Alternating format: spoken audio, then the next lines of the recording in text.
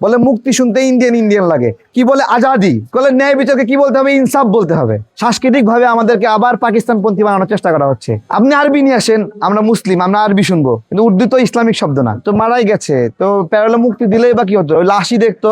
আমার কথা মূল্য কেন? আদালতে বলে না আমার স্ত্রী গর্ভবতী, আমাকে ছাড়ে দেন, আদালত জামিন দিয়ে দেয় না? জামিন দেয়নি। আমি নির্যাতিত হয়েছি, আমার বিএনপি ভাইরা নির্যাতিত হয়েছে, আমরা জানি জেলখানায় কি কষ্ট হয়। আরে আমার কোনো ওকালতনামা সাইন করতে দেয়নি, আমারে সবার ওকালতনামা আসে, আমার ওকালতনামা আসে না। কি রে আসে না কেন? জেলখানা থেকে গায়েব করে দেয়, যে তার একদিনও জামিন না পায়, ওকালতনামা স্বাক্ষর না করতে পারে। এটা কি কষ্ট, এটা আমি জানি। সবার জন্য টাকা আসে, আমার জন্য টাকা আসতো না, আমি কোনো চিঠি পাঠালে আসতো না। যারা এখন জেলে আছে, আমরা কি বলবো যে ওরাও আমাদের মতো কষ্ট পাক? আমরা তো লড়াইটা কেন করছিলাম? মুক্তির জন্য। আবার অনেকে মুক্তি বাংলা শব্দ ভাল লাগে না, বলে মুক্তি শুনতে ইন্ডিয়ান ইন্ডিয়ান লাগে, কি বলে আজাদি। আবার ন্যায় বিচার শুনতে ভাল লাগে না, বলে ন্যায় বিচারকে কি বলতে হবে, ইনসাফ বলতে হবে, উর্দুতে বলতে হবে। নতুন করে আমদানি হয়েছে এগুলো, কেন বাংলা ভাল লাগে না? মুক্তি সুন্দর খারাপ শব্দ?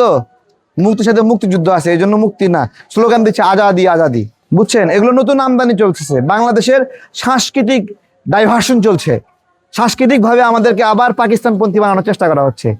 হ্যাঁ, ইনকিলাব পাকিস্তানি শব্দ, মুক্তি বলতে আজাদি, এগুলো ঢুকাচ্ছে আস্তে আস্তে। ইনসাফ, ন্যায় বিচার বাংলা শুনতে ভাল লাগে না তাদের।